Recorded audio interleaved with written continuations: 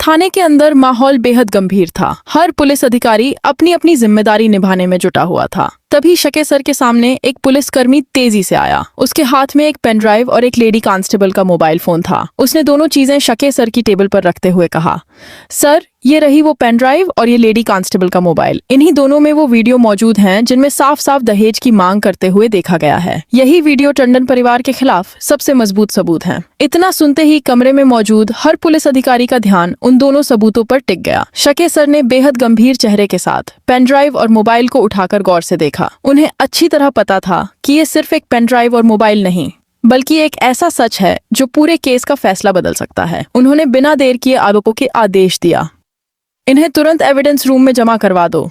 इनकी सुरक्षा में किसी भी तरह की लापरवाही नहीं होनी चाहिए।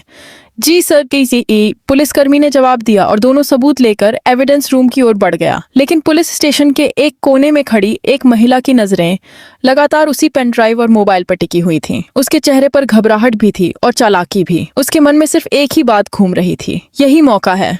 अगर किसी तरह ये पेन ड्राइव और मोबाइल मेरे हाथ लग जाएं, तो पूरा मामला ही खत्म हो जाएगा। सबूत नहीं रहेंगे तो विश्वास को कोई सजा नहीं मिलेगी, और सबसे बड़ी बात, मुझे ये भी पता चल जाएगा कि आखिर वो वीडियो किसने बनाई और पुलिस तक पहुंचाई किसने। उसकी आंखों में एक खतरनाक चमक दिखाई देने लगी। वह ये जानती थी कि अगर अभी मौका चूक गई तो शायद दोबारा ऐसा अवसर कभी नहीं मिलेगा। उसने चारों तरफ नजर दौड़ाई।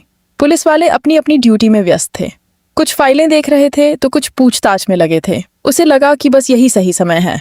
वह धीरे धीरे बिना किसी को शक होने दिए एविडेंस रूम की तरफ बढ़ने लगी। उसके हर कदम में सावधानी थी। वह चाहती थी कि कोई भी पुलिसकर्मी उसकी हरकत पर ध्यान न दे। उसके दिल की धड़कनें लगातार तेज होती जा रही थीं।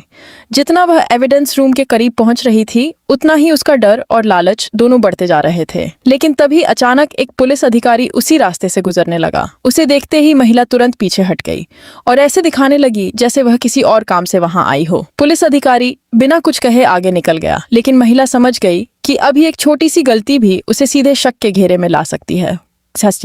उसने गहरी सांस ली और मन ही मन खुद को शांत करने की कोशिश की। नहीं, मुझे सही टॉपिक मुझे जल्दबाजी नहीं करनी चाहिए। अगर अभी पकड़ी गई तो सब खत्म हो जाएगा।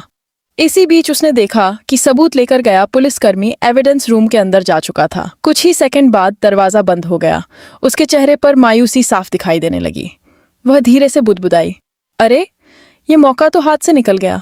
उसकी सारी उम्मीदें एक पल में टूटती नजर आईं, लेकिन अगले ही पल उसके चेहरे पर फिर वही चालाक मुस्कान लौट आई। कोई बात नहीं, एक मौका गया है तो दूसरा भी आएगा। मुझे किसी भी कीमत पर वो पेन ड्राइव और मोबाइल चुराने ही होंगे। यही एक रास्ता है जिससे टंडन परिवार बच सकता है और आरंभ भी इस पूरे मामले में फंस सकती है। अब उसके दिमाग में नई नई योजनाएं बनने लगीं। वह समझ चुकी थी कि पुलिस की सुरक्षा को सीधे तोड़ना आसान नहीं होगा, इसलिए उसे कोई ऐसा तरीका ढूंढना होगा जिससे किसी को शक भी न हो और सबूत भी उसके हाथ लग जाएं। उसने एक बार फिर पूरे पुलिस स्टेशन का जायजा लिया। कौन कहाँ खड़ा है, कौन किस काम में व्यस्त है, किस समय एविडेंस रूम के बाहर कम लोग रहते हैं, पीस है थे। वह हर छोटी बड़ी बात को ध्यान से देखने लगी। अब वह जल्दबाजी नहीं, बल्कि पूरी योजना के साथ कदम उठाना चाहती थी। दूसरी तरफ विश्वास लॉकअप में बैठा बेचैन था।